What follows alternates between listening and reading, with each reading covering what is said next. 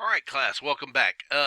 One more thing we're going to talk about before we put it all together, and this is part 11 in the series for 12 leads, is how to detect chamber enlargements. Okay, and well, what what what difference does that make? Actually, it makes a whole lot of difference if we can identify it, because then we can really predict things that might go wrong with our patient.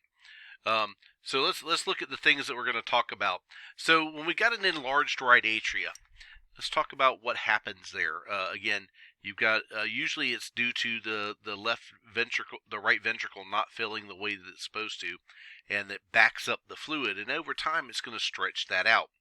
And how do I tell that? Again, a normal P wave in lead 2, again, is usually less than a 0.1. But if you have a tall peaked T wave, this is going to be a sign of right atrial enlargement, okay? And the reason that you get these is, again, because of either a congenital heart disease, or there's some sort of valve disease, or you've got pulmonary hypertension. Again, you're going to have an increased pressure within there. Usually not an acute problem, but it's usually seen, by the way, with right ventricular hypertrophy.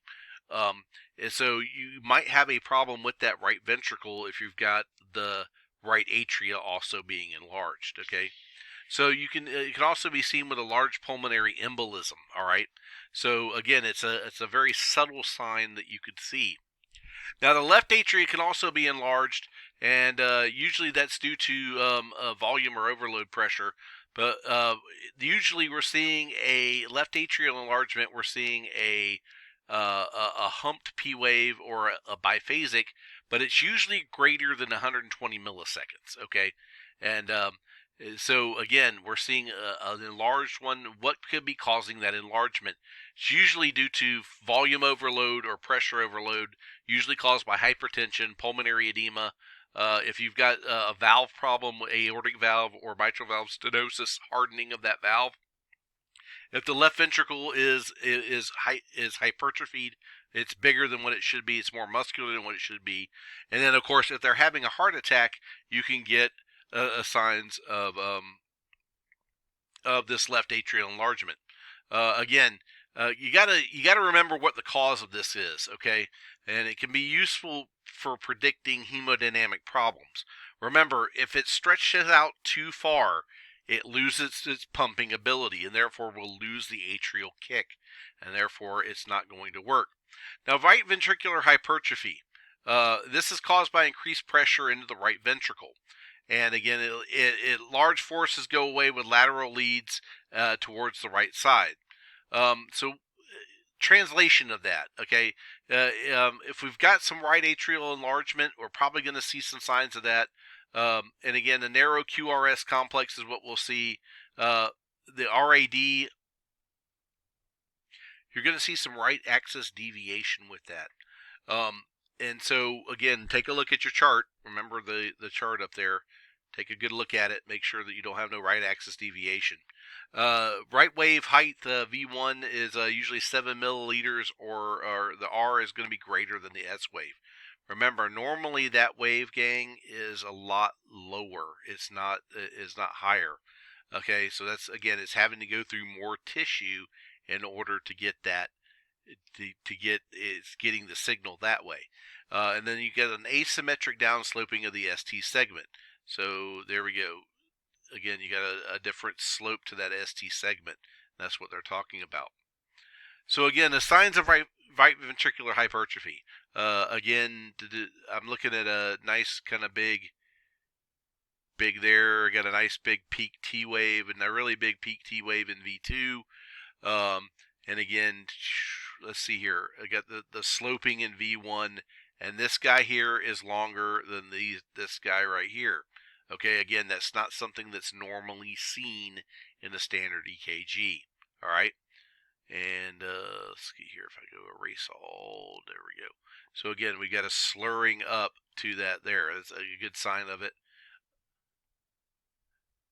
Again, usually there's no specific treatment, but we got to consider the pathology, and it can mimic a posterior hemia block, and so we got to kind of be careful that we don't call it that. But the right ventricular hypertrophy kind of indicates that that's probably going on. Okay, so they both have right axis deviation, so we got to kind of be careful when we're talking about these. Again, look for that big peak T wave probably in front of that QRS in lead 2. That's probably going to be the key thing to let us know we've got some right atrial enlargement with that. Now, left ventricular hypertrophy, okay, it's usually caused by hypertension, increased pressure or volume in there.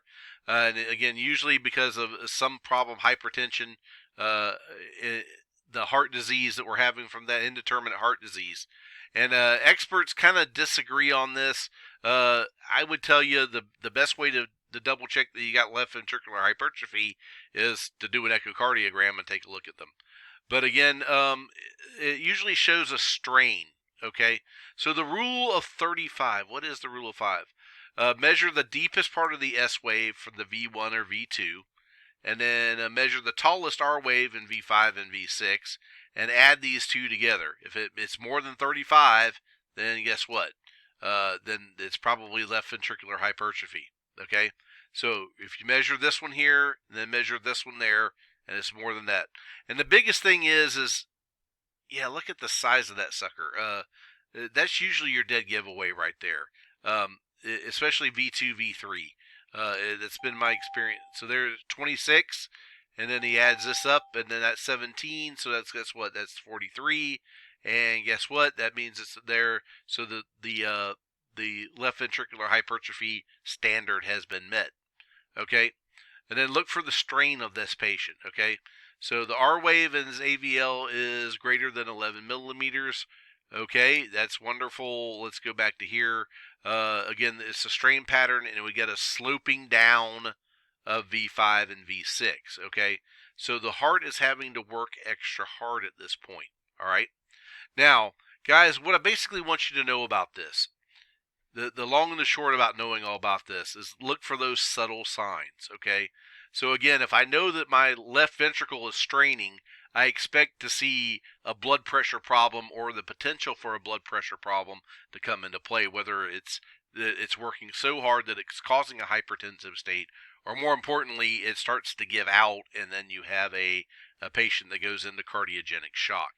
And again, these are little subtle signs to look for when you're looking for these things. I just want you to be aware of them. Again, look for your peak T wave, or your P wave. Look for your peak P wave. In that case, by the way, this one is definitely meets the rule of 35 without a doubt. And it's got this, and he's also got strain because he's kind of he's got the slurring in both V5 and V6. Again, guys, I'm going to tell you right now, we're not going to test you on this. I would just wanted you to be aware of it, and we're going to leave it at that. All right. If you would like to practice some more on those, I'm sure we've got some that are coming up in our slide set, so we will definitely do it. I'm going to see you guys on the next video.